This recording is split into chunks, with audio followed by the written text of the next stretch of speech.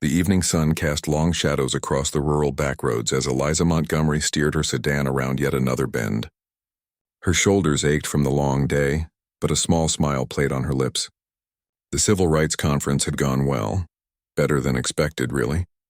As the first black woman to serve as Chief Justice of the state Supreme Court, she'd grown used to the weight of expectation, to being the first and often the only in rooms full of power. She changed into jeans and a simple gray sweatshirt as soon as the conference ended, stuffing her formal clothes into her overnight bag. After a day of being Chief Justice Montgomery, she relished these moments of just being Eliza. The sharp pop and sudden pull to the right made her grip the wheel tighter. "Not now," she muttered, easing the car onto the gravel shoulder. The back right tire was completely flat. Eliza sighed, reaching for her phone to call roadside assistance when headlights appeared in her rearview mirror. The red and blue flashing lights should have been reassuring. 2 officers approached, one on each side of her car. The taller one, whose nameplate read Walters, tapped on her window. "License and registration, ma'am," he said, his flashlight beam sweeping across her face. "Good evening, officer." "I just had a blowout. I was about to call for help," Eliza explained, reaching for her purse on the passenger seat. "Hands where I can see them." The second officer barked, his hand moving to his holster. His nameplate read Reynolds. Eliza froze, confusion washing over her. "Officers, I was just reaching for my identification. Step out of the vehicle, ma'am." Walters cut her off, his tone hardening. "May I ask what this is about?" Eliza kept her voice calm, measured, the same voice she used to control her courtroom. "We've had reports of a suspect in the area. Dark sedan, matches your vehicle description. Officers, I'm just driving home from a conference. I'm the chief. Out of the car, now." Reynolds had opened her door, his patience clearly thin. Eliza carefully exited her car, the gravel crunching beneath her sneakers. The night air felt suddenly cold against her skin. "Officers, if you'll allow me to get my identification from my purse, you'll see that I'm—" "Put your hands behind your back," Walters ordered, ignoring her words. "This is completely unnecessary. I am Chief Justice Eliza Montgomery of the state Supreme Court." She stood straight, summoning every ounce of dignity she possessed. The officers exchanged glances, and then both burst into laughter. "Right. And I'm the Attorney General," Reynolds snorted, grabbing her arm. "We got a real comedian here. My credentials are in my briefcase in the trunk. If you'll just allow me—" Sure. The Chief Justice wants us to let her into her trunk," Walters mocked, making air quotes. "Probably hiding something good in there." Eliza felt her face flush with anger and humiliation, but kept her voice steady. "I demand you allow me to show you my identification."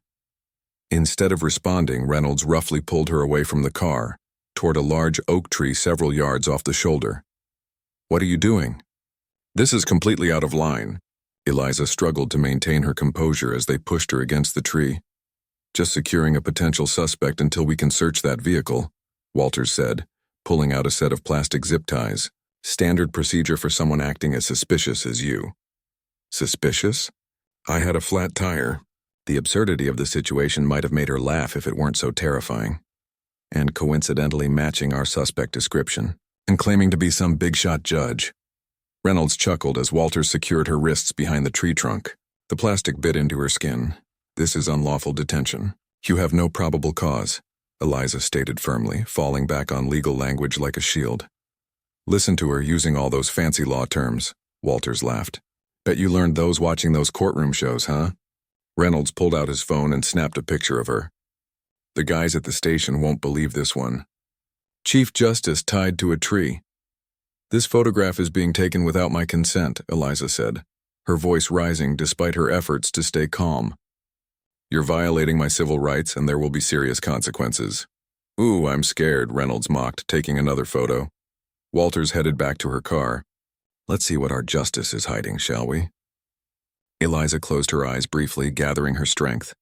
20 years on the bench had taught her that anger, while justified, rarely helped a situation. "Officer Reynolds," she said quietly, "when you and your partner realize your mistake, and you will, know that what happens next will depend entirely on your actions." From this moment forward, Reynolds just smirked and turned away to join his partner at her. Eliza stood bound to the tree, watching as they began searching her vehicle. The indignity burned within her, but something deeper too, a familiar pain that reminded her why she'd become a judge in the first place. How many others had stood exactly where she stood now, without the protection her title would eventually provide her? The distant sound of another car approaching drew her attention. A pickup truck slowed as it passed, the driver clearly noticing the unusual scene. Eliza recognized the woman behind the wheel, Lisa Chen, a legal clerk from a neighboring county who had attended the conference earlier that day. The truck pulled over ahead of her car, and Lisa stepped out, phone already in hand. Eliza could see her starting to record. "Officers," Lisa called out. "What are you doing?" "That's Chief Justice Montgomery." At the car, Walters had just opened Eliza's briefcase. His posture stiffened as he pulled out her judicial robes, the official state seal clearly visible. Reynolds hurried over, and Eliza could see their frantic conversation, their gestures becoming increasingly agitated as they realized their catastrophic error. A strange calm settled over Eliza as she watched their panic. This moment of humiliation would pass, but the opportunity it presented wouldn't come again. In this strange tableau, the state's highest judicial authority bound to a tree, while officers scrambled to cover their mistake. She saw with perfect clarity what needed to be done. The officers rushed back to her, apologies tumbling from their lips as they cut the zip ties. "Chief Justice Montgomery, there's been a terrible misunderstanding," Walters stammered. His earlier cockiness evaporated. "We had no idea. The description we received..." "Please understand," Reynolds added, his face ashen. Eliza rubbed her wrists, looking them both directly in the eyes. "Officers, I want your badge numbers, your supervisor's contact information, and the case number for the suspect you believed me to be." "Yes, ma'am," they responded in unison. Suddenly formal, Lisa approached cautiously, her phone still recording. "Judge Montgomery, are you all right? Should I call someone?" Eliza straightened her sweatshirt with as much dignity as if it were her judicial robes. "Yes, Lisa, please call State Attorney General Williams. Tell him I'll need to see him first thing tomorrow morning." She turned back to the officers who stood awkwardly by her car. "I could demand your jobs right now," she said quietly, "and perhaps that would satisfy my personal anger. But that wouldn't solve the real problem, would it?" The officers remained silent, understanding that anything they said could only make things worse. "Tomorrow I will begin a complete review of policing practices in this state," Eliza continued, "and you two will be at the center of it. Not as examples to be punished, but as participants in fixing a broken system." She picked up her briefcase, closed it carefully, and looked up at the night sky. The stars seemed especially bright, witnesses to everything that had transpired. "What happened here tonight isn't just about me," she said, more to herself than to anyone else. "It's about every person who experiences this treatment without the protection of a title." She looked back at the officers. "The difference is I have the power to do something about it. And I will." Deputy Walters couldn't stop his hands from shaking as he fumbled with the zip ties binding Chief Justice Montgomery to the oak tree. The plastic restraints had left angry red marks on her wrists, a visual reminder of their colossal mistake.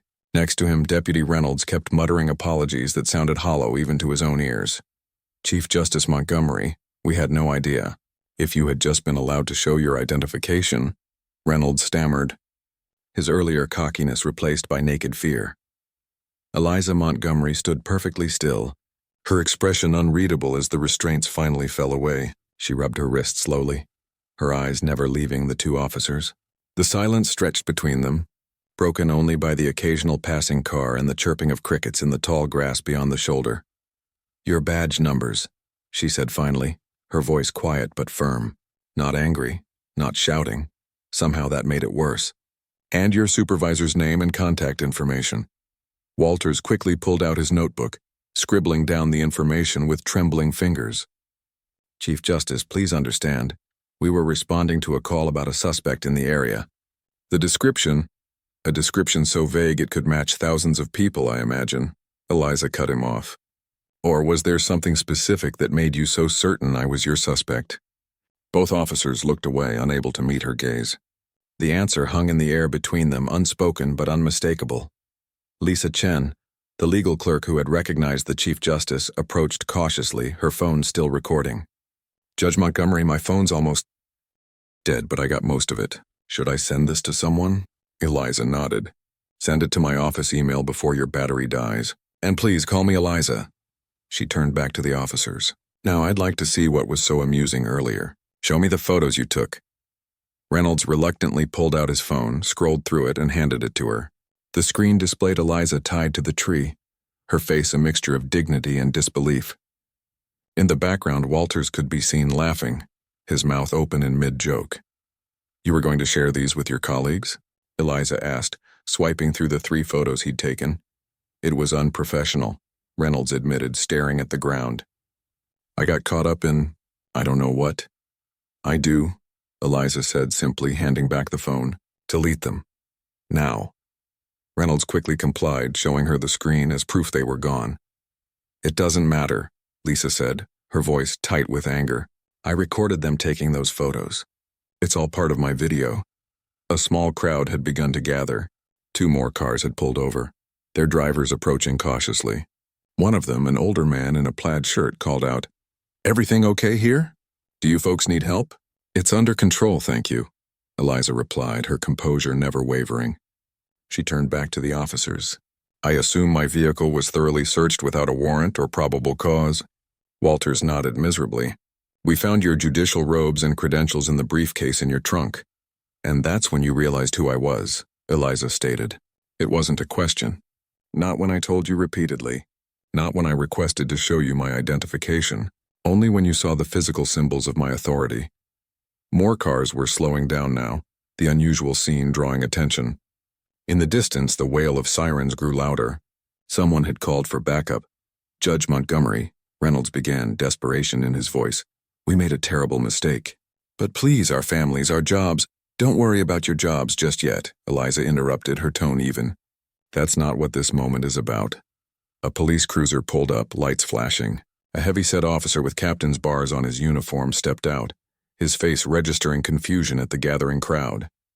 "Captain Wilson," Reynolds called out, relief evident in his voice. "Sir, we have a situation." The captain approached, his eyes widening as he recognized Eliza. "Chief Justice Montgomery? What on earth is going on here?" Before either deputy could answer, Eliza spoke. "Your officers detained me without cause, refused to allow me to identify myself, bound me to that tree over there," she pointed to the oak, "and took photographs of me while mocking my position and identity. They then conducted an illegal search of my vehicle." Captain Wilson's face paled. "Deputies, is this true?" Neither man spoke, their silence confirmation enough. "It's all on video," Lisa added, holding up her phone.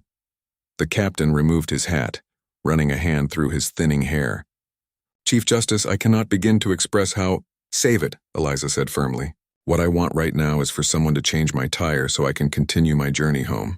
Tomorrow morning at 9 a.m., I expect all 3 of you in my chambers, along with your department's legal counsel and the county commissioner." Wilson nodded quickly. "Yes, ma'am." "Of course," he turned to the deputies. "One of you change the judge's tire immediately. The other can take statements from the witnesses." As Reynolds hurried to get the spare tire from Eliza's trunk, Walters approached the small crowd that had gathered, his demeanor completely transformed from earlier. Eliza walked a few steps away, needing a moment to herself. The adrenaline that had kept her composed was beginning to ebb, leaving her shaky and nauseated. She took several deep breaths of the cool night air. Lisa approached cautiously. "Are you really okay?" she asked quietly so the others couldn't hear. Eliza gave a small, tight smile. "I will be. But this isn't just about me, Lisa. This happens every day to people who don't have Chief Justice in front of their names. People who don't get recognized by passing legal clerks." Lisa nodded soberly. "What are you going to do?" Eliza watched as Reynolds struggled with her spare tire. "Something that matters," she replied. "Something that lasts longer than the satisfaction of seeing those 2 fired." Captain Wilson approached, hat still in his hands. "Chief Justice, I've called ahead to your residence. There will be an escort waiting for you at the county line to see you safely home." "That won't be necessary," Eliza replied. "With all due respect, ma'am, I insist." "For your safety?" Eliza raised an eyebrow. "Was my safety a concern when your officers left me bound to a tree on a deserted road at night?" Wilson had no answer for that. Reynolds finally finished changing the tire and approached, unable to meet Eliza's eyes. "The spare is on, ma'am. It should get you home safely, but you'll want to replace it with a proper tire as soon as possible." "Thank you, Deputy," Eliza said, her voice neutral. She turned to address all three officers. Tomorrow morning, 9 o'clock, my chambers. With that, she walked to her car, every eye following her. As she opened her car door, Captain Wilson called out, "Chief Justice, I hope you know this incident doesn't represent our department as a whole." Eliza paused. Doesn't it? We'll find out tomorrow, won't we?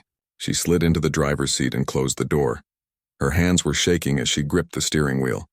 For the first time since the ordeal began, she allowed herself to feel the full weight of what had happened, the humiliation, the fear, the absolute powerlessness despite being one of the most powerful people in the state's judicial system. She started the engine, nodding briefly to Lisa and the other bystanders as she pulled away from the shoulder. In her rearview mirror, she could see the officers watching her go, their postures deflated. As she drove through the darkness, her mind was already racing ahead to tomorrow. This wouldn't be just another complaint filed and forgotten.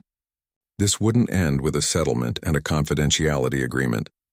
She had been given a rare opportunity to experience firsthand what so many went through without recourse, and to actually have the power to do something about it. By the time she turned into her driveway, Eliza had the beginnings of a plan. She would need allies. She would face resistance. But she had spent her entire career breaking barriers and creating change. This would be her most important work yet. Inside her home, she immediately went to her study and began making notes, the night's events still vivid in her mind. She would not waste this opportunity, no matter how painfully it had come to her. Tomorrow would be just the beginning. The morning sun streamed through the tall windows of Eliza Montgomery's chambers, casting long rectangles of light across the polished wooden floor. She'd been there since 6, reviewing case files and preparing for the meeting that would begin in less than 20 minutes. Her assistant had already brought in extra chairs and arranged them in a semicircle facing her desk. Eliza smoothed down her judicial robe and checked her reflection in the small mirror on her bookshelf. The marks on her wrists had faded to dull red lines, easily hidden beneath the sleeves of her robe. She'd slept poorly, the events of the previous night replaying in her mind whenever she closed her eyes. The feel of the rough tree bark against her back, the bite of plastic zip ties on her skin, the sound of laughter as the officers took their photos.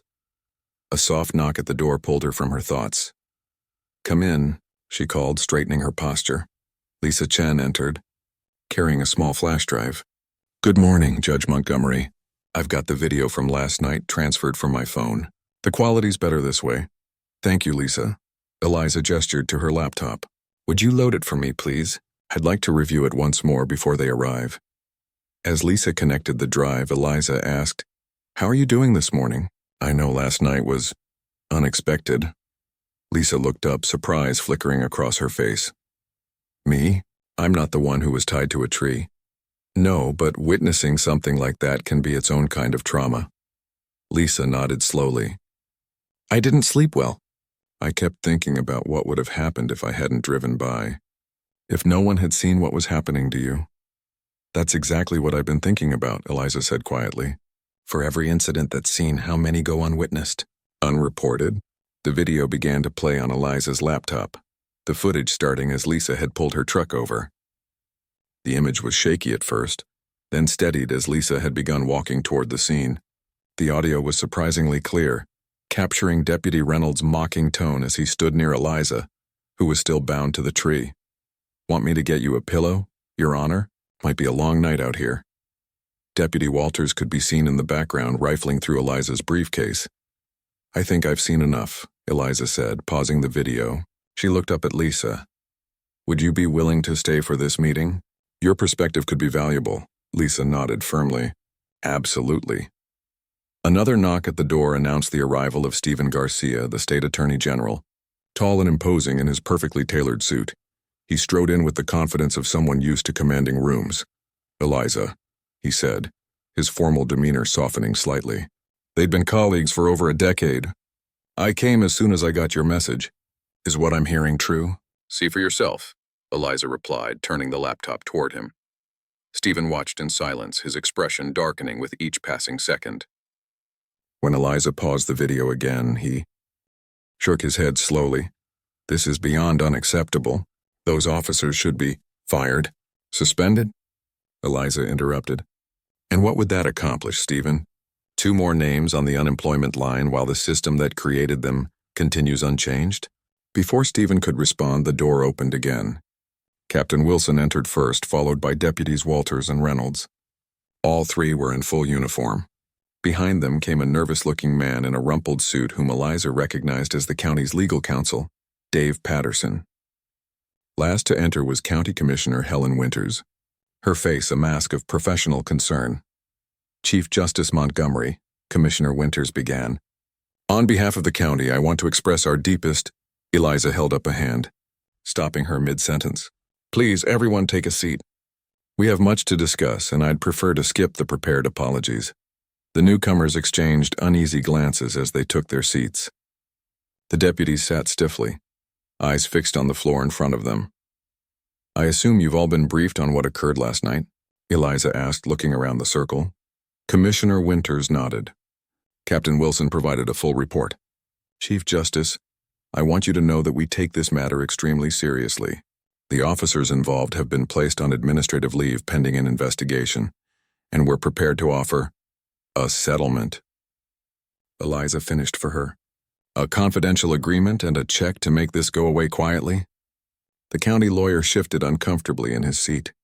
We're prepared to acknowledge the gravity of this incident and compensate you appropriately for your distress, with the understanding that— Mr. Patterson, Eliza cut in, I am not interested in a settlement. I am not interested in confidentiality, and I'm definitely not interested in allowing the 2 deputies to be scapegoats for a systemic problem. She stood up, walking around to the front of her desk. What happened to me last night was not an isolated incident. It was a symptom of a deeply flawed system. The only difference is that it happened to someone with the power to demand real change. Eliza pressed a button on her laptop, and the video began to play on the large screen mounted on the wall. The room fell silent as they watched. When Deputy Reynolds could be heard joking about getting a pillow for Your Honor, the man himself seemed to sink lower in his chair. When the video ended, Eliza looked directly at the 2 deputies. Deputies Walters and Reynolds, I'd like to hear from you. Not excuses or apologies, but your honest assessment of what happened last night. The 2 men exchanged nervous glances. Finally, Deputy Walters cleared his throat. We messed up, he said simply. We got a call about a suspect in a dark sedan, possibly armed. When we saw your car on the side of the road, we thought— His voice trailed off.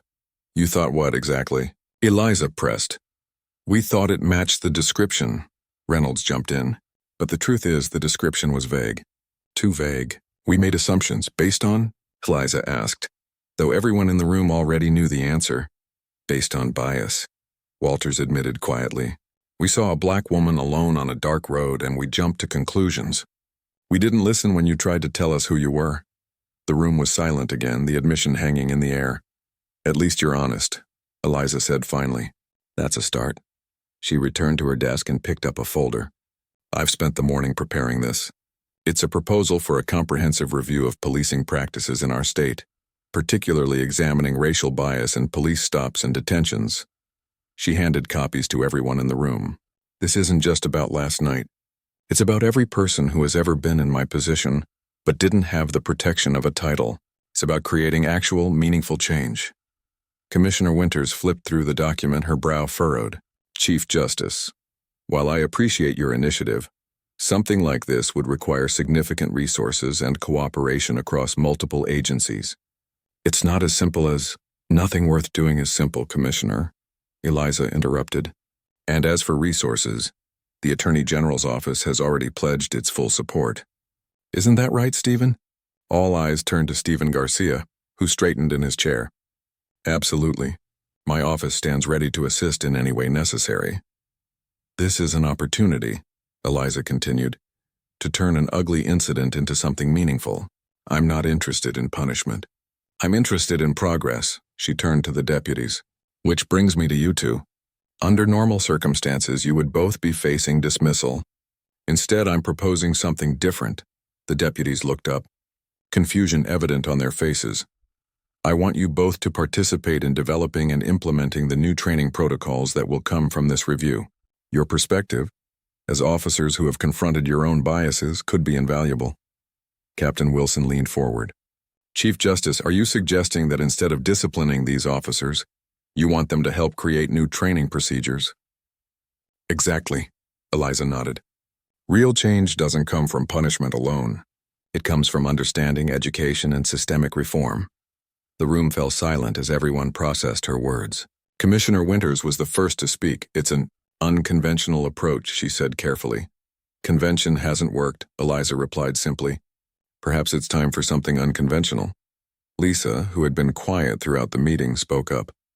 If I may, Judge Montgomery, as someone who witnessed what happened last night, I think this is exactly what's needed. These officers made a terrible mistake, yes, but firing them won't fix the system that allowed it to happen. Deputy Reynolds looked up, meeting Eliza's gaze for the first time. Why would you give us this chance? After what we did? Eliza held his gaze steadily. Because justice isn't about vengeance, Deputy. It's about creating a better system for everyone. And sometimes the people who have made the worst mistakes have the most to teach us about how to avoid them in the future. She turned back to the group. I'll give you all some time to review the proposal. We'll reconvene tomorrow morning to discuss implementation details. That will be all for now. As they filed out of the room, Stephen Garcia hung back. Are you sure about this, Eliza? Those officers humiliated you. They violated your rights. No one would blame you for wanting them dismissed. Eliza smiled faintly. What happened to me was horrible, Stephen. But I'd be a poor servant of justice if I let my personal feelings override the opportunity to create real change. She looked down at the red marks on her wrists, now almost invisible beneath her robes. Besides, some trees are worth being tied to. 3 weeks had passed since that night by the roadside, and Chief Justice Eliza Montgomery stood at the window of her office, watching rain streak down the glass. The sky had darkened early, turning the afternoon gloomy. Behind her, spread across her conference table, were dozens of reports, testimonies, and statistics, the growing foundation of what people around the courthouse had started calling the Montgomery Initiative. A knock at the door interrupted her thoughts. Come in, she called. Turning from the window, Lisa Chen entered, carrying a thick binder and a cup of coffee. Thought you might need this, she said, placing the coffee on Eliza's desk. You've been at it since 6 this morning. Eliza smiled gratefully. Has it become that obvious? She took a sip of the coffee, black with just a hint of cinnamon, exactly how she liked it. The cleaning staff mentioned it, Lisa replied, setting the binder on the table with the other materials. They're worried about you. In the weeks following the incident, Lisa had become an unofficial part of Eliza's team, volunteering her evenings and weekends to help compile research. Her video evidence had made her something of a minor celebrity in legal circles, but she had turned down all interview requests, insisting that the focus remain on the initiative itself. These just came in, Lisa said, tapping the binder. Incident reports from the last 5 years. Every case where someone filed a complaint about being detained without cause. I've highlighted the ones with racial elements. Eliza picked up the binder and flipped through it. Nearly every page had yellow highlighting. That's about what I expected, she said quietly. And those are just the people who filed formal complaints, Lisa pointed out. Most don't bother. They don't think it will make a difference. Eliza nodded, setting the binder down. That's exactly what we need to change. She checked her watch. The deputies should be here soon. Let's get everything ready. As if on cue, her assistant buzzed through on the intercom. Chief Justice, Deputies Walters and Reynolds are here for your 4 o'clock. Send them in, please. The 2 officers entered, looking markedly different from that first meeting 3 weeks ago. Gone was the defensiveness, the stiff formality.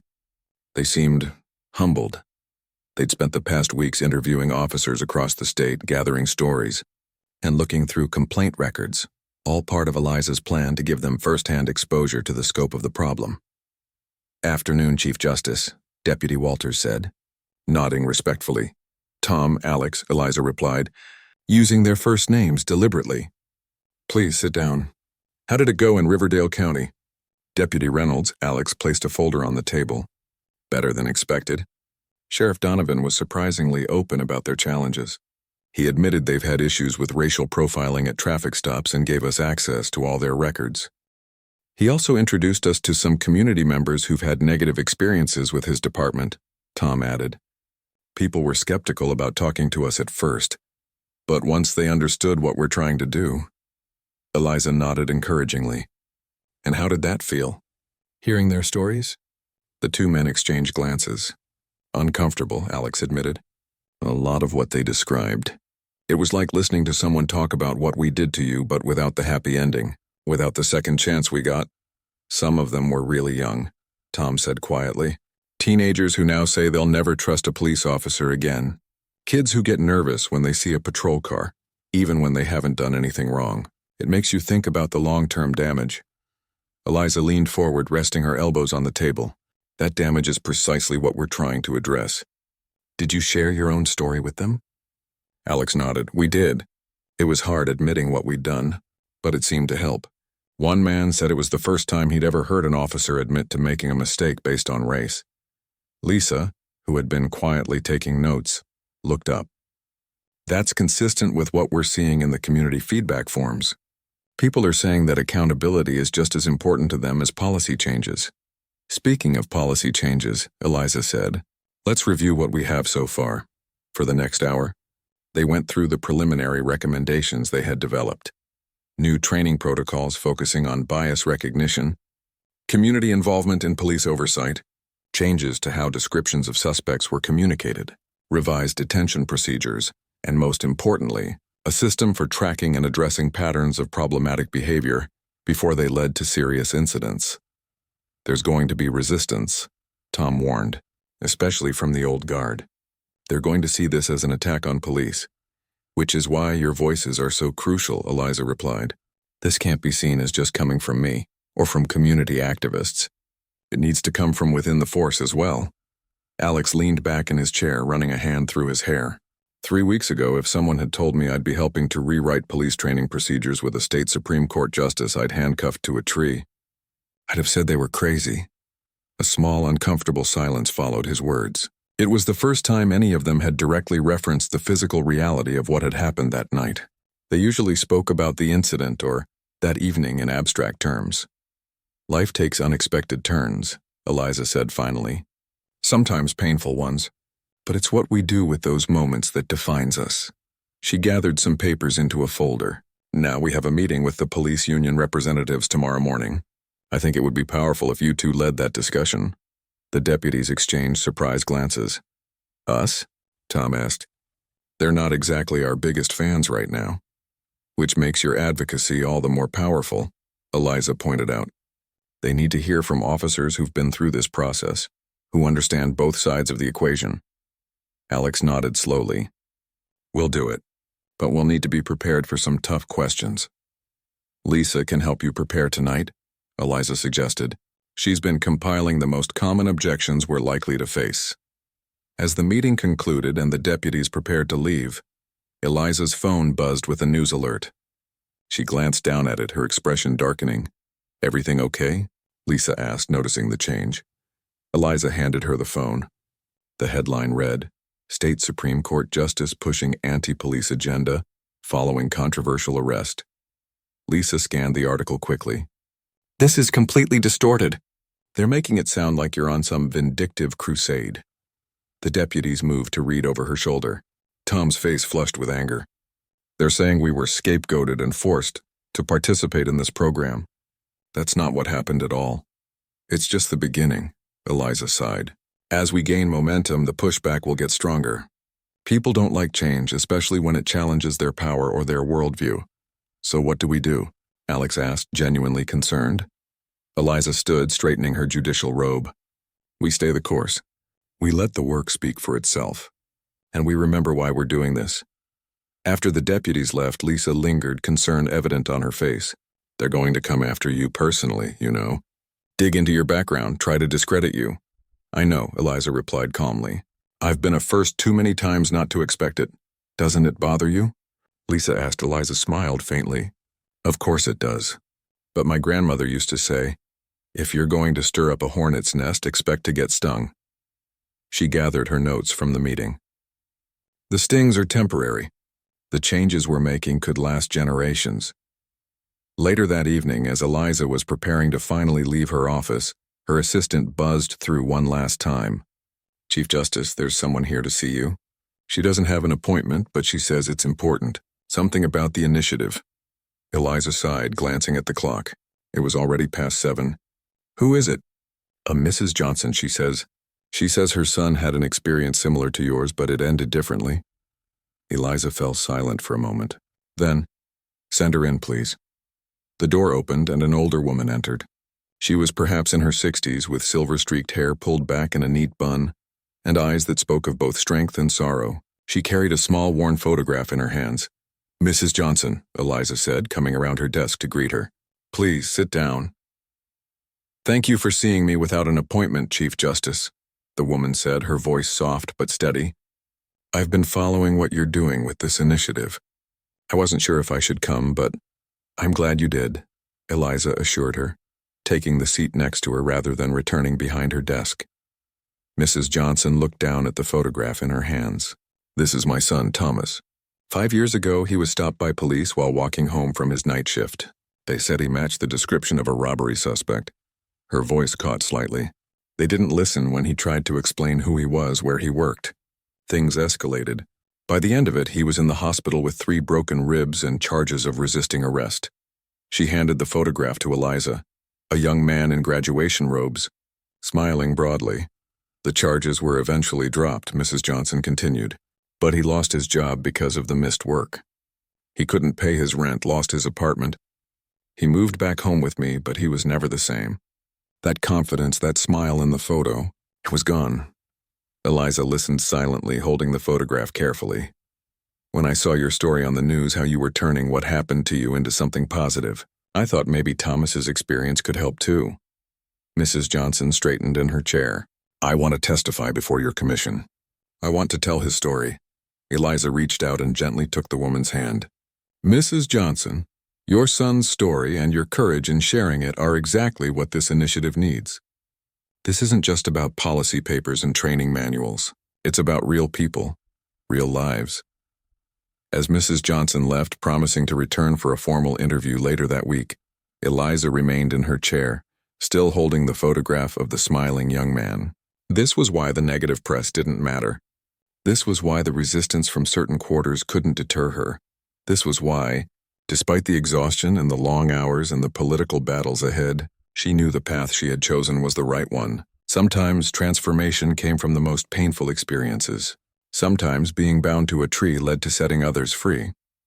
6 months to the day after being bound to that oak tree, Chief Justice Eliza Montgomery stood at a podium in the state capitol rotunda. Camera flashes popped around her as journalists documented the historic moment. Behind her stood a diverse group of people, police officers, community leaders, civil rights advocates, and ordinary citizens, all gathered for the official signing of what had come to be known as the Montgomery Protocols. The marble halls, usually so cold and formal, felt alive with possibility. Sunlight streamed through the high windows, creating pools of golden light on the polished floor. The air buzzed with conversation, a mix of excitement and solemnity fitting for the occasion. Eliza surveyed the crowd, taking in the faces of those who had worked alongside her these past 6 months. There was Lisa Chen, who had put her own career on hold to help coordinate research and CI community outreach. Deputies Tom Walters and Alex Reynolds stood near the back, looking uncomfortable in their dress uniforms but present nonetheless. Mrs. Johnson sat in the front row, clutching a framed photo of her son. 6 months ago, Eliza began, her voice carrying through the rotunda without need of the microphone. I experienced something that thousands of our citizens have endured without the privilege of a title to protect them. The room fell silent, every eye fixed on her. I was stopped, detained without cause, humiliated, and bound to a tree by officers who refused to listen when I told them who I was. She paused, letting the words hang in the air. At that moment, I had a choice.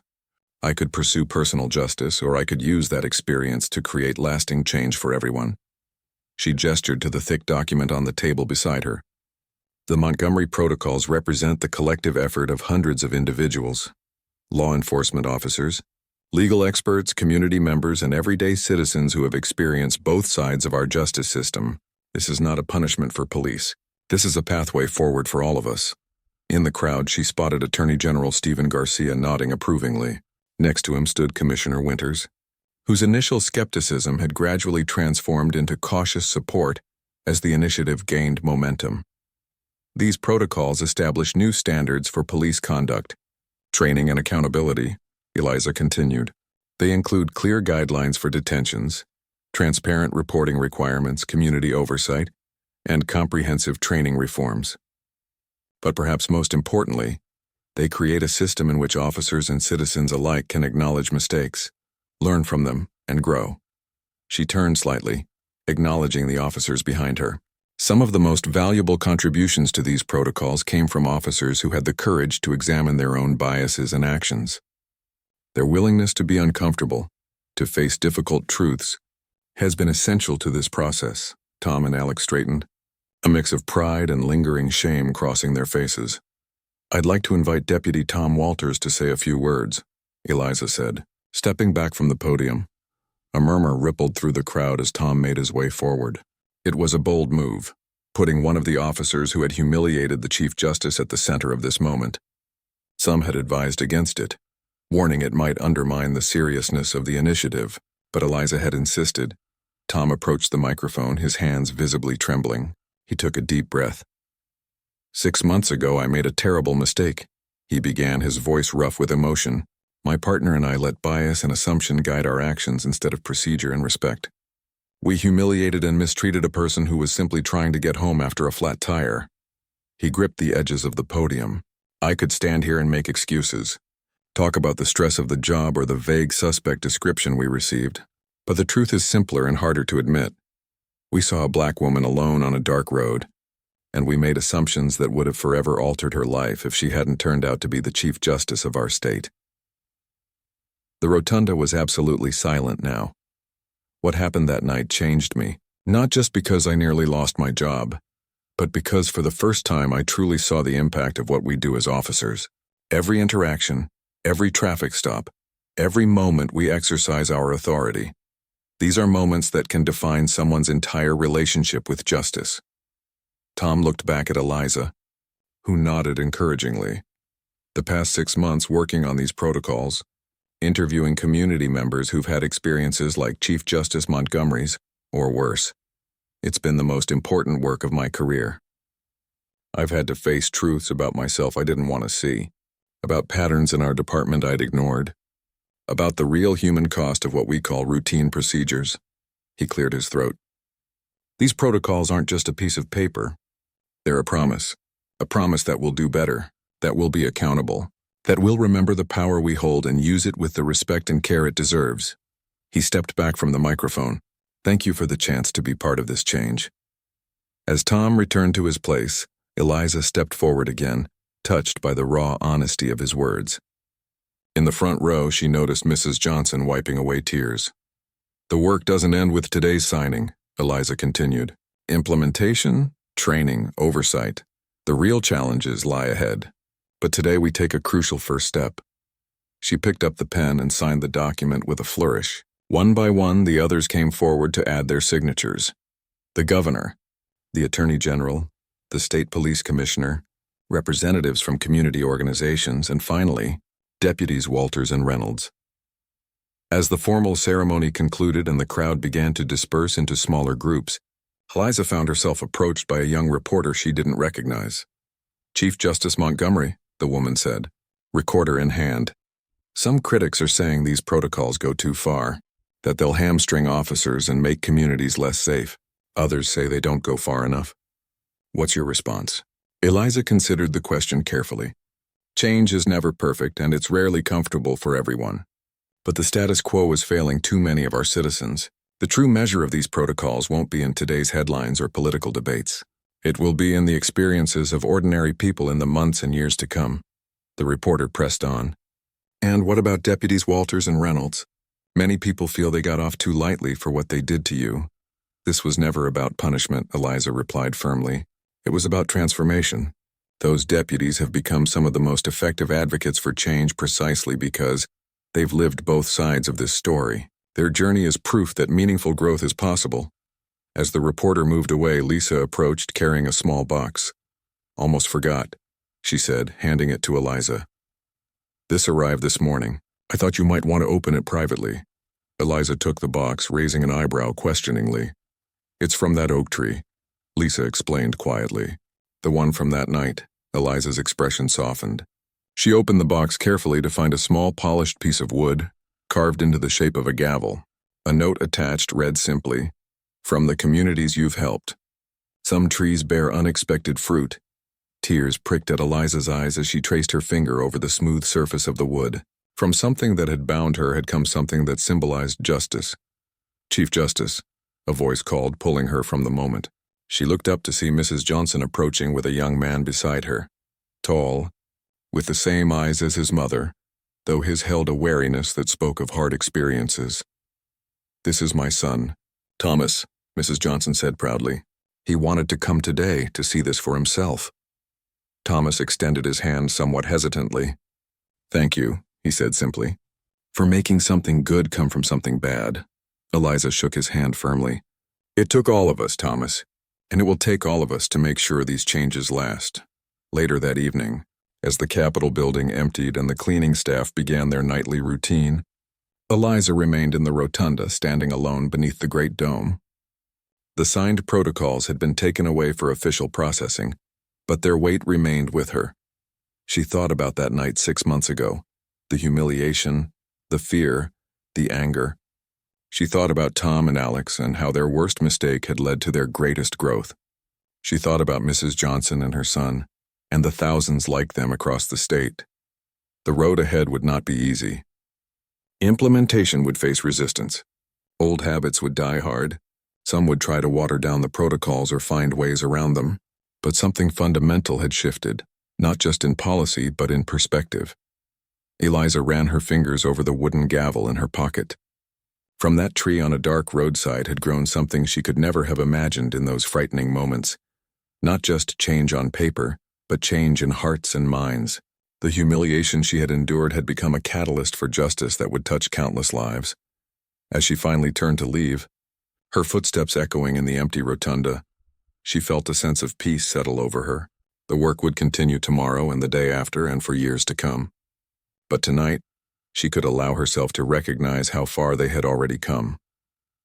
Some trees, she thought, were indeed worth being bound to, if their roots ran deep enough to change the landscape forever.